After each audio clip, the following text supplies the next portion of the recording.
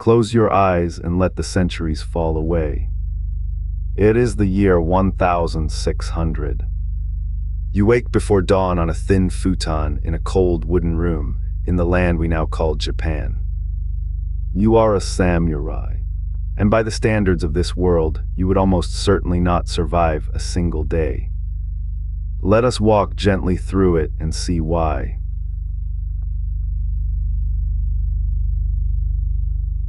First, understand what a samurai truly was.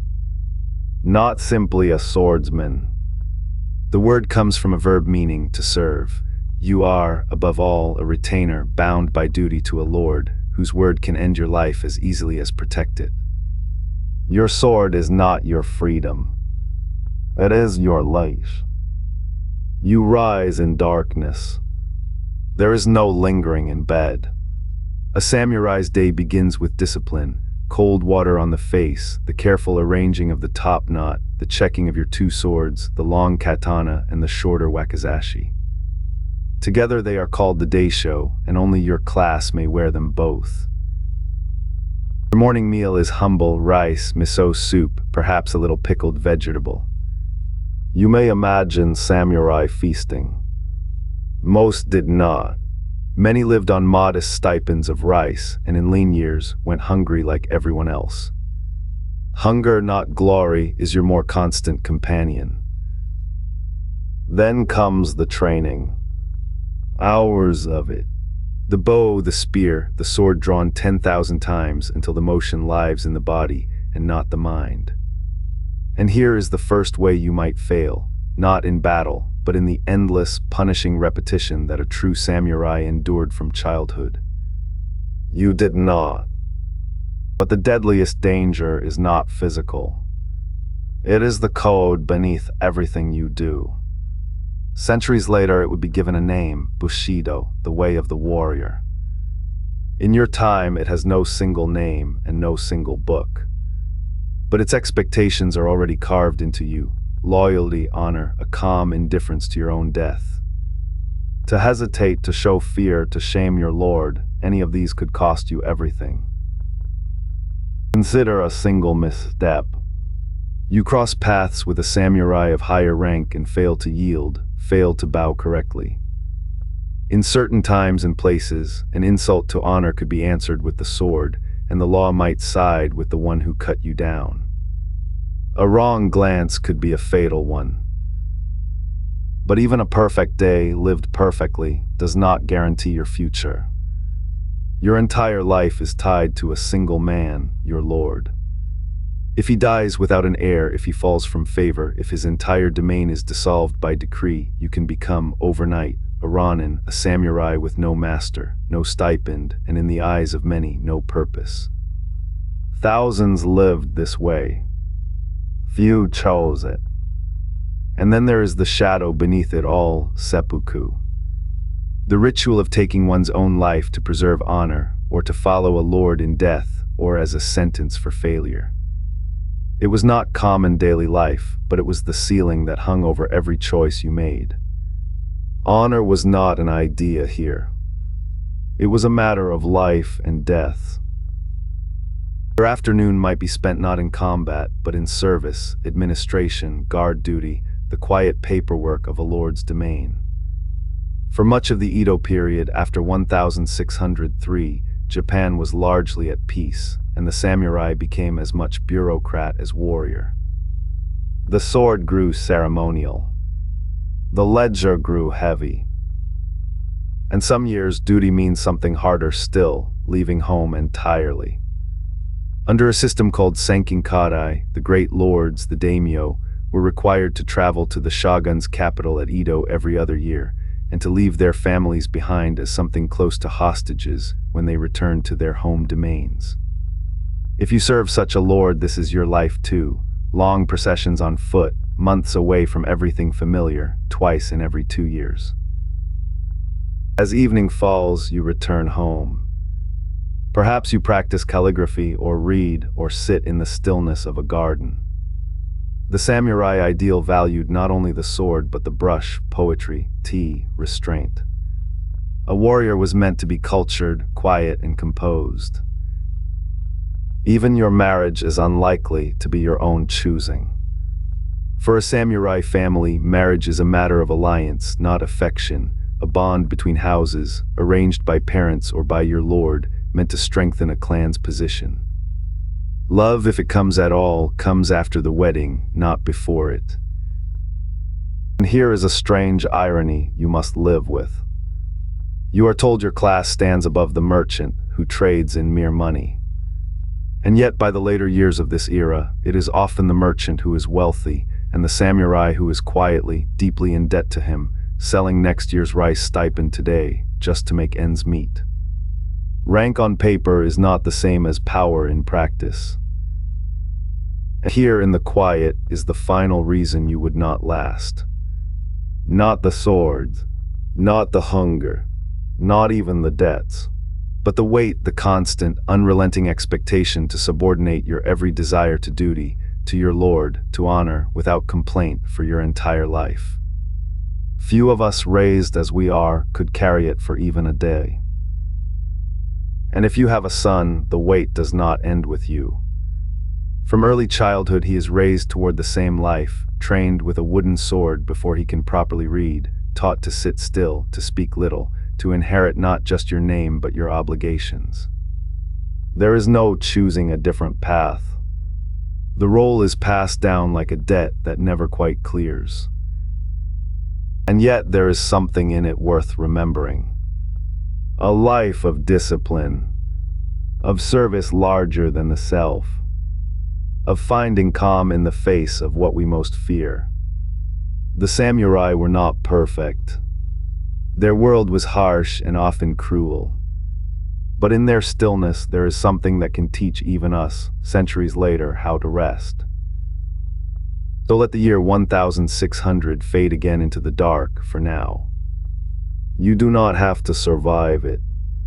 You only have to rest a while here before we drift on to what came next.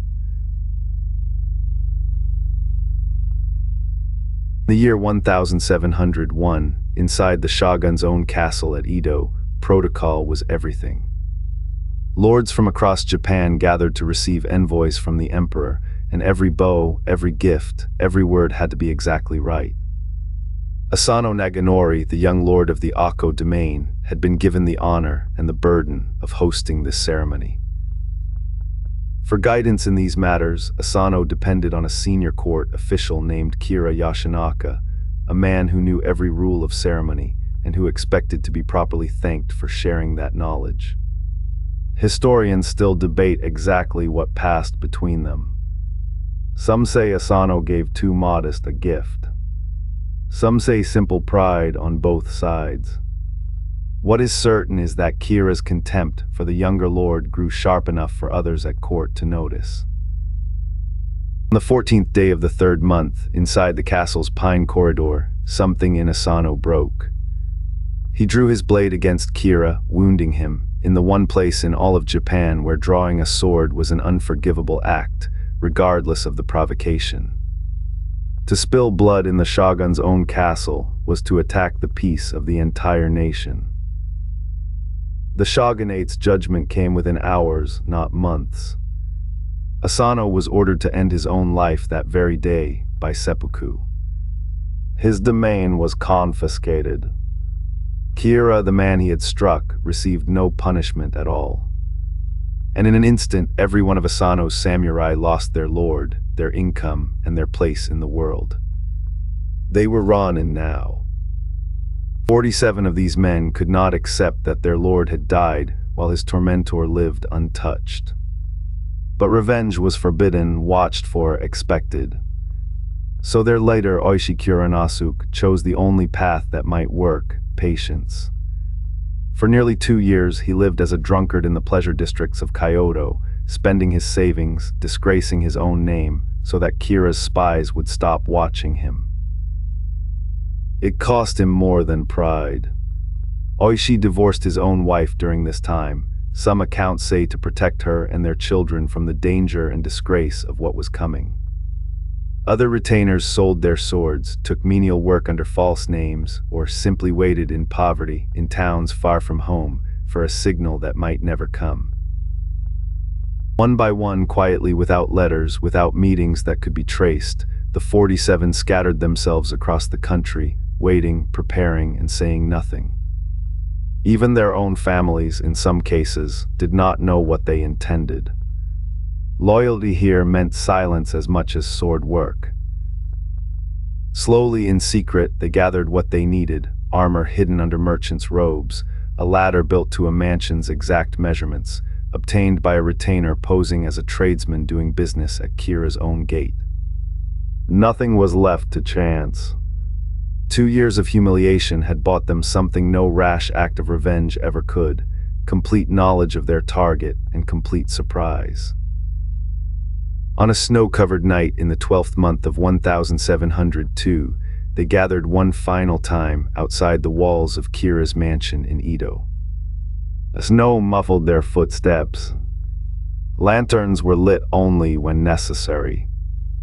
2 years of composure came down to this single, silent hour. They found Kira before dawn, hidden in an outbuilding among the firewood. They gave him the chance to end his own life with honor, as Asano had been forced to. He did not take it. So they carried out what they had come to do, and by first light, they walked in procession across the city to lay his head at their lord's grave. Their duty, as they understood it, was finally complete. Word of the raid spread through Edo before the sun was fully up. Commoners lined the streets to watch the procession pass, not in fear, but many accounts say, in something closer to quiet reverence. Whatever the law would decide, the people of the city had already made up their minds about what they had witnessed. They did not flee. They turned themselves in immediately and waited for judgment. And this placed the shogunate in an impossible position. The 47 had broken the law forbidding private revenge, an act that demanded execution as common criminals. And yet they had also shown the very loyalty that samurai society claimed, above all else, to prize. For nearly 2 months, the shogun's advisors argued over what justice even meant here. Confucian scholars of the day were divided. Some argued the 47 were criminals who happened to have noble motives, others that their loyalty placed them above ordinary law entirely. The debate itself became as famous in its own circles as the raid. The shogunate's answer tried to honor both truths at once. Not execution as criminals. Instead, they were sentenced to end their own lives by seppuku, the death of a samurai, on the same winter's day in the year 1703. They were buried together at Sengaku-ji Temple, beside the lord they had died to avenge.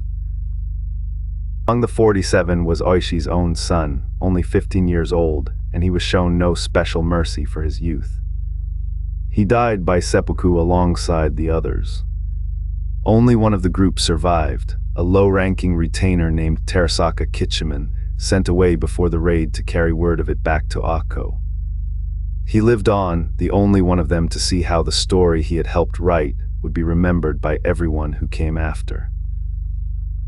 People still visit those graves today, centuries later, leaving incense for 47 men who chose patience over rage and loyalty over their own lives. Within decades, their story became a kabuki play, performed still today, one of the most beloved in the history of Japanese theater. It endures not because it was simple, but because it wasn't. An act of devotion and an act of violence, bound together, impossible to fully untangle. When we picture a samurai, we almost always picture a man. But the code of the warrior class was never asked of men alone. The women of samurai households were raised toward the same virtues: composure, loyalty, and an unshaken calm in the face of death. Their training was not for the battlefield, as a rule, but for the home. Many samurai women learned the naginata, a long-handled blade, specifically to defend the household when its men were away, and in a world of Sankin-kōtai and endless campaigns, the men were often away. Centuries earlier, one woman's name outgrew the household entirely. The Tale of the Hike, a great war chronicle of medieval Japan, tells of Tomoe Gozen, said to have ridden into battle beside the general Minamoto no Yashinaka in the 12th century, skilled with bow and blade, and unmatched, the chronicle claims, by any warrior in his service. How much of her story is history, and how much is legend told for centuries afterward, scholars still debate. But her name endured for 800 years for a reason. Less legend and far better documented is Hōjō Masako, who lived a generation earlier still. Widow of the first shogun, Minamoto no Yoritomo, she went on to shape the politics of the entire Kamakura shogunate for decades after his death, so decisively that history remembers her by a striking title, the Nun Shogun. Power in this world was not always held by the sword alone. For most women of the samurai class, though, the battlefield was never the point. The household accounts, the education of children, the management of an entire estate while a husband served his lord elsewhere. This, too, was a kind of command, quieter and no less demanding. Some households kept dedicated training halls for the women of the family, passed down like any other tradition. The naginata itself was often part of a daughter's dowry, wrapped and carried to her new household the same way a son might carry his father's sword, a quiet acknowledgement that she, too, might one day have to defend what the family had built. And it fell to these women to raise the next generation into the same unyielding code, to teach a son composure before he could read, and a daughter the same calm they themselves had been taught. The weight we spoke of earlier did not pass from father to son alone. It passed through the whole household. In the most extreme circumstances, that same composure extended even to death. Some women of samurai families carried a small blade, a kaikin, and were prepared, in the rarest and gravest circumstances, to use it rather than face capture or dishonor. It was not an everyday reality. But like seppuku for their husbands, it was a possibility that shaped how a life was lived, long before it was ever needed. But readiness was not always theoretical. In 1868, near the very end of the samurai era, when imperial forces besieged Aizu domain in the north, women of samurai households picked up the naginata one final time, forming their own unit to defend their homes, alongside a war effort that was, by then, already failing. Some of them did not survive it.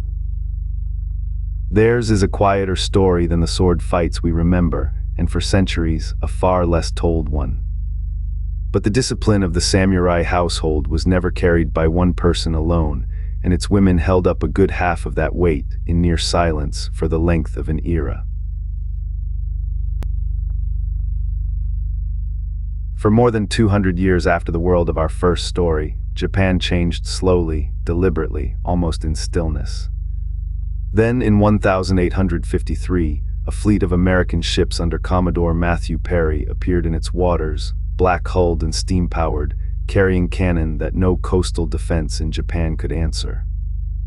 The stillness ended in an afternoon. Japan's leaders had little real choice but to open its ports, after more than 2 centuries of deliberately limited contact with the outside world. To many samurai this looked like weakness, even betrayal, and a cry rose up in some domains: "Sano Joy, revere the emperor, expel the barbarians." That slogan would help bring down the very government that first heard it. The shock of it cracked something in the old order. Within 15 years, the shogunate that had ruled since before our first story even began collapsed, and in 1868, power was returned, at least in name, to a young emperor. Japan called it a restoration. For the samurai class, it was closer to an ending. One by one, the old feudal domains were dissolved. The rice stipends that had fed samurai families for centuries were phased out and finally abolished. And in 1876, an edict took the last visible symbol of their identity. It became unlawful for anyone but soldiers and police to carry a sword in public at all. Not every samurai accepted this quietly. In the domain of Satsuma in the south, resentment gathered around a man who had, ironically, helped bring the new era into being, Saigō Takamori, a leader of the very restoration that was now dismantling his own class.